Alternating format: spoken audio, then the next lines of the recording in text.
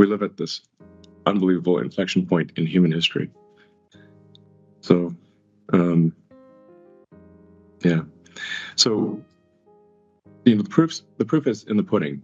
So we're going to be launching unsupervised full self-driving as a paid service in Austin in June. So, I've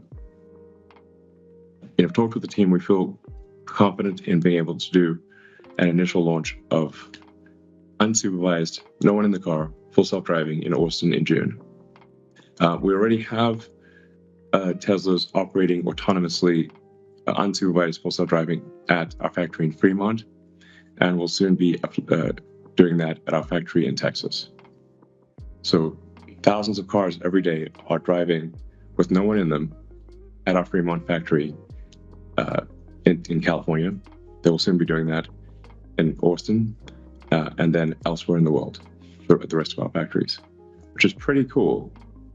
And the cars aren't just driving to exactly the same spot, because obviously it all wouldn't collide at the same spot.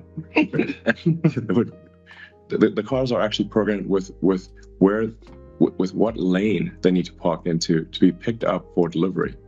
So they drive from the factory end of line to their destination parking spot, to be picked up for delivery to customers. And they're doing this reliably every day, thousands of times a day. It's pretty cool. Like I said, the Teslas will be in the wild with no one in them in June in Austin. So what I'm saying is, this is not some far off mythical situation. It's literally, 5 months away, 5 months away, type of thing. And while we're putting our toe in the water gently at first, just to make sure everything's cool,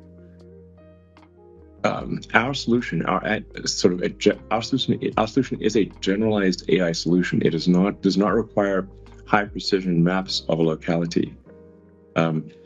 So we just want to be cautious. It's not that it doesn't work beyond Austin. In fact, it does. We just want to put a toe in the water, make sure everything is okay, then put a few more toes in the water, then put a foot in the water, with safety of the general public and those in the car as our top priority.